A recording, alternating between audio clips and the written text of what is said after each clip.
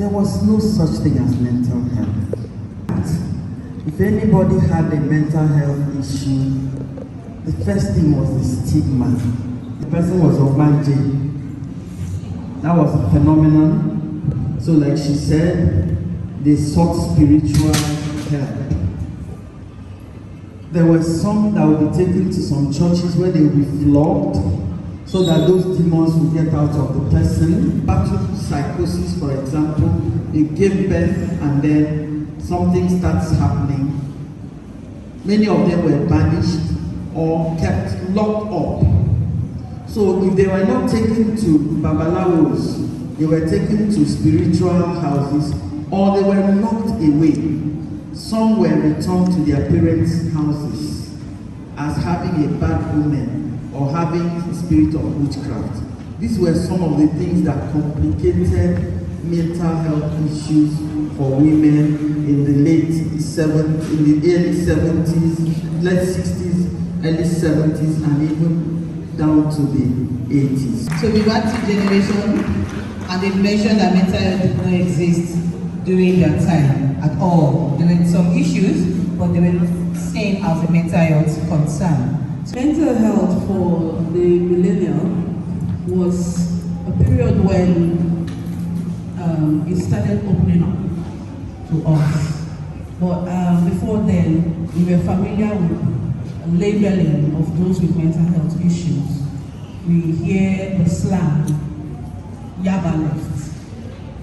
We hear the slang, Aru. So once you hear that word, there's stigma on any individual that has a mental health issue. So because of that, it was more of a private thing. It wasn't out in the open as it was meant to be. During our periods, mental health issues for women was a stigma, and was only addressed by the church, like the church, until later on during the 1990s that people started talking, getting out here. See it moving from where it did not exist to a point where it existed, but there was still some issues. We still could not talk about it. So, Justine, and I'm relating this to the Nigerian context. I think when I was growing up, I didn't know of mental health as a concept. I just knew of the word mental and I knew of health. And health was basically physical health, and mental meant madness. So until the, middle 2000s, that's when mental health, the thing where people started taking care of their psychological state, became known and became a thing where you could address it, you could find a diagnosis for whatever you think you felt, because aside the extreme mental health issues or disorders, the mild ones like maybe anxiety and all of those things were just taken as a habit or an attitude or stuff like that, until people started knowing that these things affected our mind, our psychology, and all of those things, and then it became, and in progression, growing up, maybe my teen and all of that, it became a thing where mental health was talked about. we go for training and people say, God forbid they have mental health. When we ask them, do you know you have mental health? So it's still something we are still working on, but at least we are talking about it compared to the older generation where nothing was said. Depression was mostly common for millennials, due to underlying psychological disorders that were not acknowledged or people were not aware of, especially those of our millennial stage. So the struggles that they came across was also post-traumatic depression, post-traumatic disorder, from domestic violence or sexual violence. So those things were hidden. They were hidden. Anyone that goes through domestic violence in our time, then they don't say it out, and then it develops into a disorder that advances or imbibes into another disorder. because some of them, they go into substance use. They use drugs. Some have to go to the extent of using alcohol to subdue their pain, their depression, all that they've been going through. So those were the struggles they encountered. And ones that are trying to balance that of career and family, they also encounter burnout. Burnout in the sense of which you're trying to achieve a particular goal, but the pressure coming from trying to balance your goal and that of work, trying to attain the goal is not doesn't seem achievable. The person, the individual, begins to feel burnout, like I'm tired, fatigue starts setting in on both the work side and the family side, because you're trying to attain the financial goal, you're trying to attain the career goal, and also trying to attain the family goal. All in these areas trying to meet up with pressure from all sides. All to meet up with goals from all sides. So we all fall into depression, and substance use is used to mediate that which we are passing through. So that's what coping mechanism or support system did female in your generation rely on when facing mental health challenges in your experience? Coping mechanisms that were common then were maybe support from family members, or maybe support from your mosque or your church, if you belong to a church. Those were the only things we had. You know, at that time, women accepted everything without complaining. And in the late 50s, early 60s, that was when it was so common for men, particularly African men. They feel that the woman is just there to have children. And when they have the children, they believe that they push the children to their mothers. And of course, the woman will work and work and work to train up the children. And of course, the man will bring in another wife. And you are not supposed to talk. So the only feasible coping mechanisms at that time were maybe talking to your siblings, your family members, or maybe your pastor or your imam in the mosque. Those were the common ones. In your generation, some more women step into careers while still running the home. She mentioned earlier that women, it's just about you giving birth, and the husband still comes with another wife, and all the husband to just take care of the children in their generation. But when your generation saw them stepping into careers, so while still running the home at the same time, how did that impact mental health in your opinion? Generation X, that women began to work. Like my grandmother was sent to a domestic science school. So she had to learn from a white woman whose husband was the chief warder in those days. So people like that, and what were they doing there? They learned to sew and to cook. And also, some other skills they needed also in the home, apart from bringing up children. Now, from that, women began to acquire a little bit of economic power. They began to do things that earned them money. So, some ventured into government work, so to say, for want of a better word. And as they went in there, society still demanded that women should excel, not only in the home, but also in the workplace. So the women were now stressed out. They had to cope with academics, they had to cope with work, then they had to engage in economic activities, and at the same time manage the home. And so it was popular to come to church and hear about the virtuous woman, the Proverbs 31 woman. Everything was heaped on her head. Even her husband's ego, she was responsible for it. Because that scripture talks about the man sitting at the gates and people calling him blessed because of one woman. And then when you read all the things that women had to do there, who was to do it for the woman? And what would be left of a woman that did all those things? Nothing. So you found women that were crumbling and breaking down under the weight of being perfect at home and being perfect in their chosen vocations. As millennials, we are often called the burnout generation because we moved from giving birth, taking care of the home, and still working at the same time. First, do you agree with the fact that millennials are burnout generation? If yes, why? No, why? Well, I would say majority of the millennials fell under the burnout because of what Generation X portrayed for us to follow. They were trying to meet up to standards. And not only meet up to standards, we were also trying to break through standards. There was a ceiling, a glass ceiling that we needed to push through. And we are still pushing through as millennials.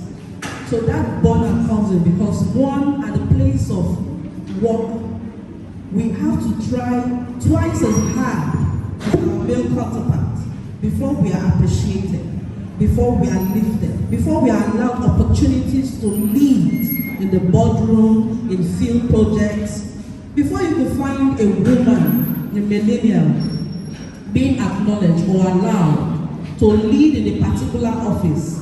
It takes a lot of hard work and push to relax or allow their immediates also to relax. And then the aspect of the family, burnout from the family also. You get home from work, you pick up after the children, you fix the dinner, or you fix the dinner, you get your children ready for school, you get the man ready for work, no help in the kitchen and some of the domestic chores. You settle all that, and then you also get yourself ready for the next day. And by the time you go and rest, it's time to wake up.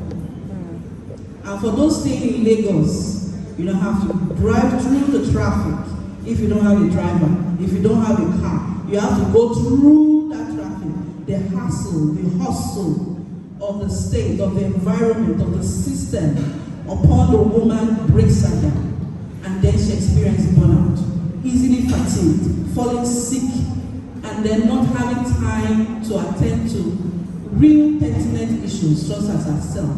So that's why I agree that majority of us encounter burnout as millennials. We moved from, yes, we were just baby factory to taking of the house and working. And she mentioned earlier that looking at the way it was set up, nobody gave us a blueprint. So everybody was into it, they got burnt out. But your generation, Gen Z, have more awareness of mental health now. So do you think this has helped, or does it add more pressure to the generation? They've been generations before us, so naturally they're seeing like the failures of the systems and stepping up on it. So naturally, like we're seeing even the next generation are going to have a better view of this than us. So I think it's a natural progression. And I don't think I can say it's easier because at the same time we're just getting to, especially like again I would say in the Nigerian culture, we're just getting the hang of mental health. And I don't even think we have that enough. Compared to every other place, we don't have that enough, and we still have this sort of our spirituality kind of, or our culture kind of affects the way we see mental health. And even till now, depression, anxiety, they're not taken so seriously, except someone dies, or someone dies by suicide, and then you see a lot of posts, be kind, and the next 2 minutes, whether we are thriving or we're working with what we have, we hope that it gets better and that we have more leverage on what to work on. There's still so much work to be done, and there's still so much that we have to know about. There's still so many mental health issues that we've not even touched on, or again, it's just too diverse per individual to even know exactly what to touch on or what not to touch on, because you see a lot of people say, I have 5 different symptoms of ADHD and the self-diagnosed, but they probably don't even have that. But so we're navigating through having those things. I think it's even a a way of having, we are being overstimulated, we are being overinformed of these things in the unhealthy way, not in the healthy way, and it's just too much pressure because everybody wants to know why they're looking at this person this way or why they're walking the way you walk. So it's so much information without accurate knowledge of it. So I think it's both a burden and just a progression naturally. That's how I think. So do you think societal expectation of women affected their mental well-being in your generation? Definitely. See, the society expects so much from the woman.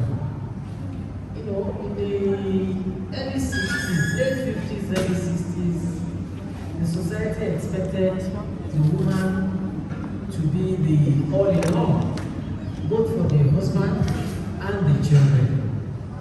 So, you know, so much is expected of you, and by the time you take care of the husband, you take care of the home, you take care of the children, what about you? Of course, you are left out. You are left out because you are supposed to be the one to get the man's wares ready for work for the following day. You do maybe ironing, washing, and then when the children were there, you know, in that time they had a lot of children. In the late 50s, early 60s, you see, I think the Peace family you know at that time, they had about 4 children. Yes, the list. Those were even the educated ones. Yes, the ones that went abroad and used the ship to go abroad, not play sheep. You know, so many of them, they have so many children and so many children to take care of. And what does the woman do at that time? Maybe she will have a farm at the back of the house where she feeds for, and that's what she uses to feed even the family. So the society expected so much from the woman, and they don't even expect the woman to take care of herself. So many times you find that in the course of it, because the woman was not taking care of herself, sometimes these women just fall down and die. And then the children will now be grown out, maybe some taken to the grandparents, and some taken out to go and work as ourselves. So there was so much expectations from women during that time. I'm sure even till now, but of course it's getting better because eyes are open. There's so much expected from the woman. And I dare say, I'm so glad, you know, we are seeing the evolution of everything now. And women have a voice now. That time, no voice, you cannot speak. They thank God. Thank you very much. How has social media influenced women's mental health in your experience? Thank you very much. Social media has its negative and positive.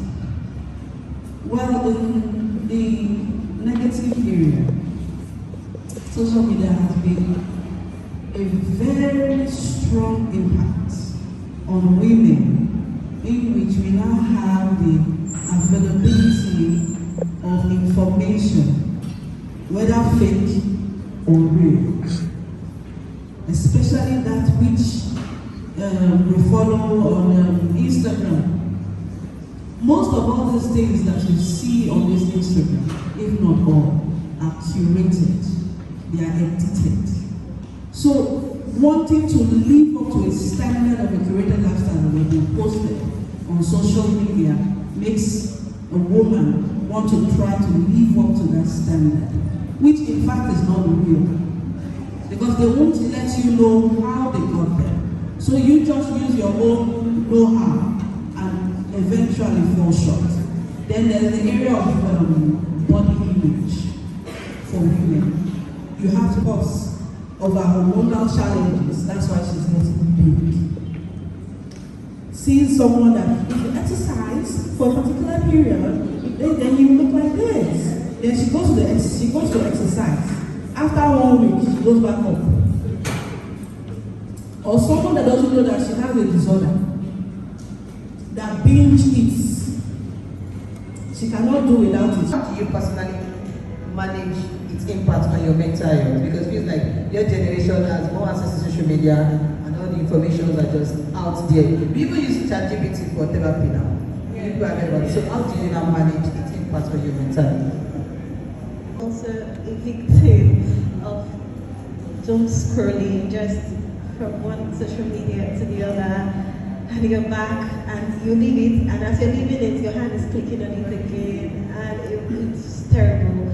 So I think detachment, sometimes I just keep my phone aside. So I have a phone for work. I know that it's only work things that are there, so that's what I can't do it. But the one where I just keep my phone aside or I put it on, so that it's kind of a lot, and I think we need to be out of it very intentionally, because you say, oh, I'll stop, and then 1 week, 2 days later, you're back on the same routine. So I think it's something that we have to be very intentional about, because it's very oversaturated. What do I think about this? Because you'd see something, and I used to be guilty of that. So you'd see a post, and before you even have your say, Right. and your whole opinion about that post, it's now on what people are saying rather than what you're saying. So all of those things are really terrible, and I think it's a really bad place to be. And I think it's very important that we touch base with ourselves